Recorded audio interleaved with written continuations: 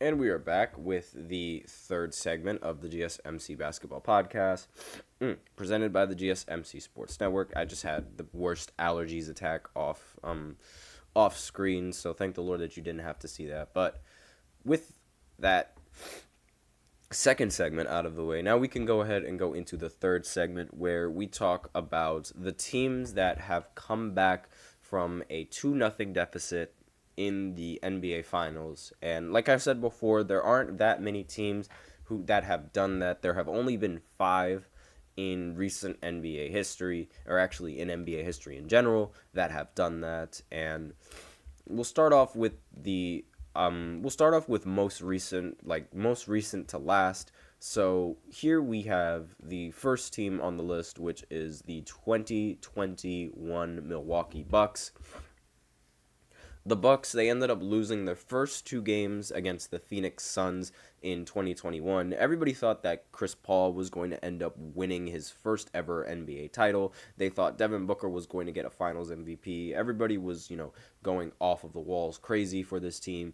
But then the Bucks ended up beating the Phoenix Suns in a 20-point beatdown, and they again completely destroyed them in game 3. Chris Middleton ended the game with 40 points, and this was one of the games where Devin Booker ended the game with 40 points but ended up losing. Then in game 4 to even the series, he actually wait, no, I lied. Game 4 was when Chris Middleton ended with 40 points, but game 3 Devin Booker ended with 40, ended up losing. And then he ended up with 40 in the next game, I believe, and also ended up losing. And, this was the first time, I believe, when a player ended up scoring 40 in 2 games and ended up losing in both of those games. It was really, really bad. In game 4, it evened things up. Then game 5, Milwaukee almost had 3 scorers get 30 points to take their first lead in the series. And then finally, Giannis, he ended the series in game 6, closing out with a ridiculous 50 points and going, I believe, 17 for 19 from the free throw line.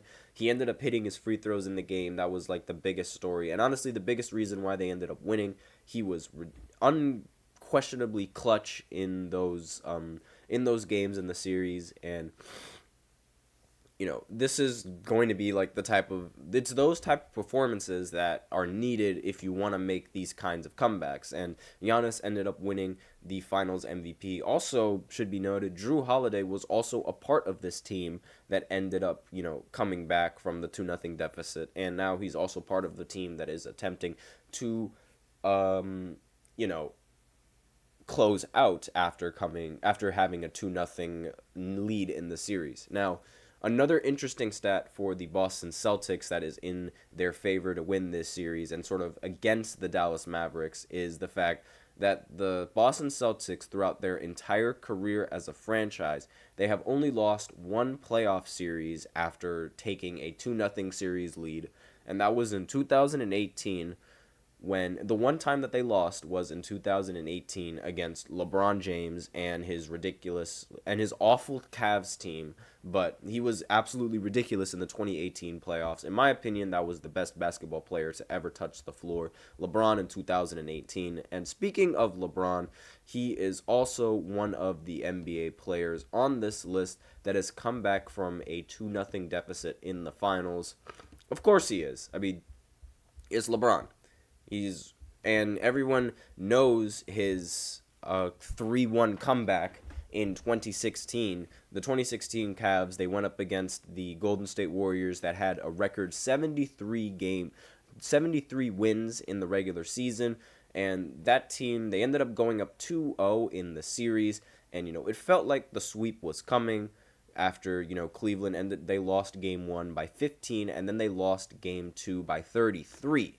But then the Cavs ended up bouncing back, winning game 3 in the series, and then they ended up going down 3-1, and it looked like everything was over. But then the Cavs, they did what they did. LeBron woke up, and he had that infamous picture where it was like no team has ever come back 3-1 from a 3-1 deficit in the finals. He was wearing those shades, he was wearing those headphones. Everyone knows that picture. And LeBron and Kyrie, they ended up going ballistic in the next 3 games. The team ended up playing well as well. The two players, they were making the perfect reads at the perfect time. The teammates were making timely shots, and that kept them within enough distance, along with Steph Curry playing really, really bad, to eventually win the game in the end. So they won the next 2 games. LeBron ended up scoring 40 plus in both of those games, and he also ended up getting a triple double in game 7 to seal the win. Also, it should be mentioned that Kyrie Irving, he also ended up scoring 40 plus points in one of those games. I believe it was game 5. And then he ended up hitting the game winner in game 7 to eventually, like I said, win the game in the end. And the Cavs, they became the only team in NBA history to ever come back from a 3-1 deficit in the NBA Finals. LeBron ended with a Finals MVP. Curry ended up being labeled as a playoff choker.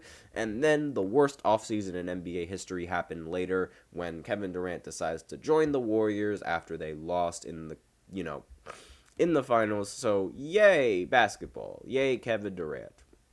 Ruining a perfectly good rivalry and making it a cakewalk for the Golden State Warriors. So, that's that. And now we move on to the next team that ended up making the okay, well, that's not the next team actually. I don't know why does it do that? Why does it always do that? Well, okay, I completely forgot about another team to put on this graph, so I'm just going to improvise a little bit. So, the next team on this list is the 2006 Miami Heat. Again, there's not a picture put up by there, but that's my fault. I completely forgot to do that.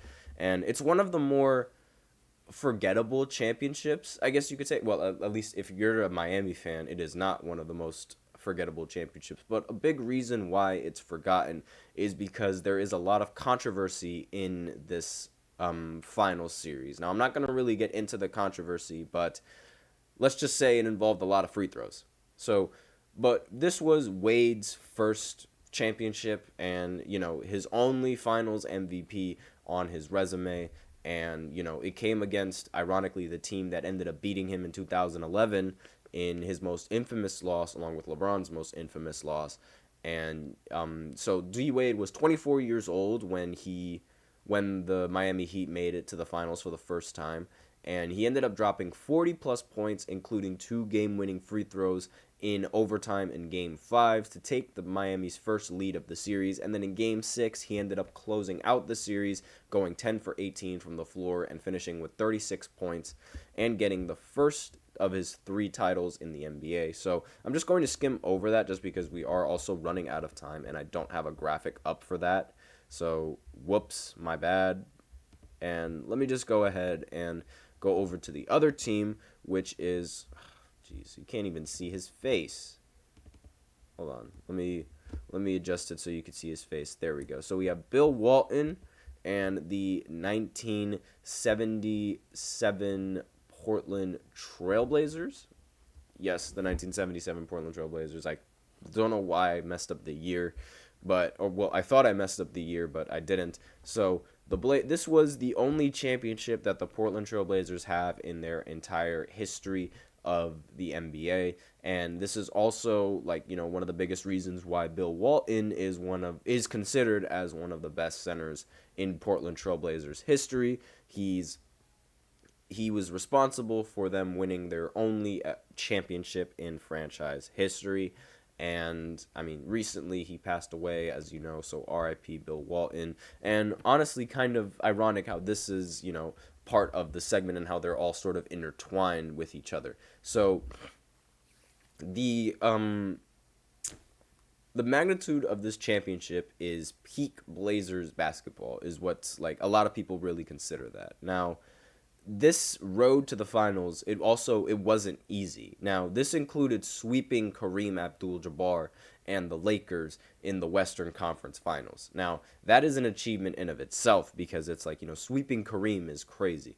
But then they ended up going to the finals and they took a 2-0 deficit after a 33-point performance from Julius Erving in Game 1 and 27 points from Doug Collins in Game 2.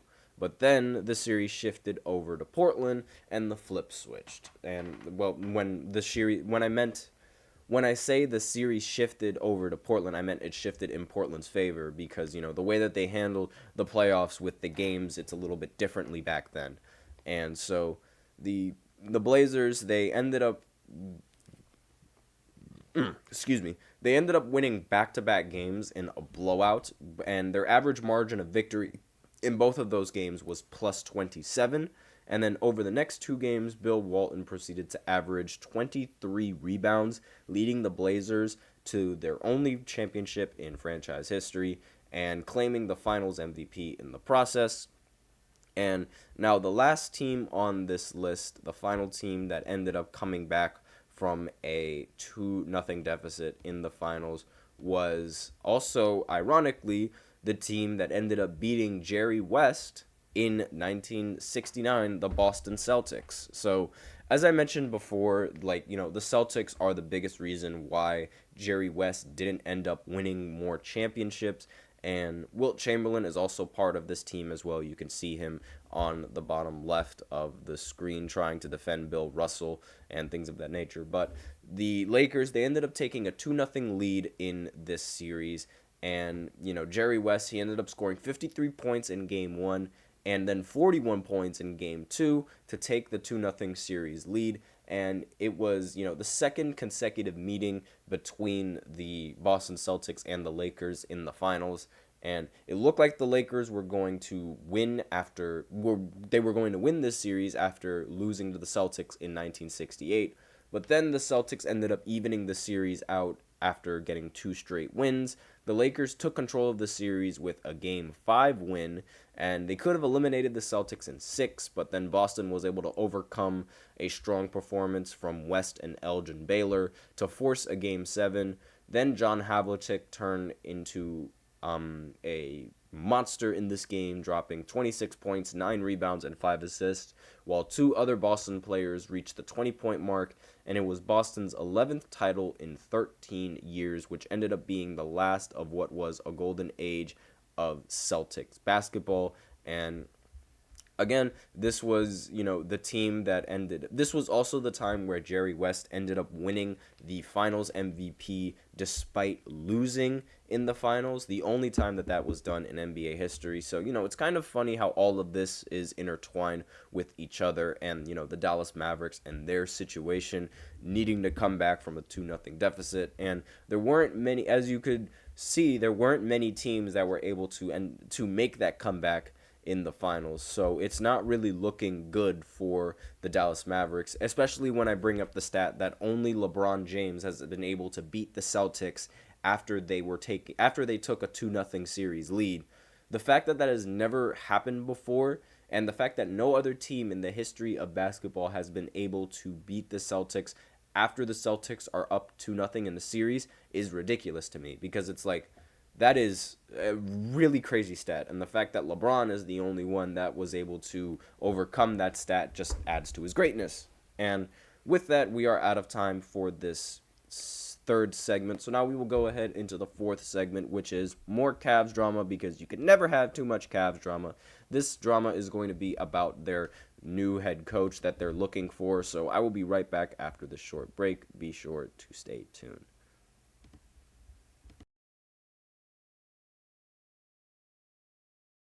For the best and latest podcasts available anywhere, go to the podcast app on your cell phone and type in GSMC to access free content-rich podcasts on health and wellness, book reviews, sports, entertainment, relationships, social media, movies, technology, finance, and even weird news. Subscribe and download the GSMC Podcast Network's family of shows, available everywhere podcasts are found.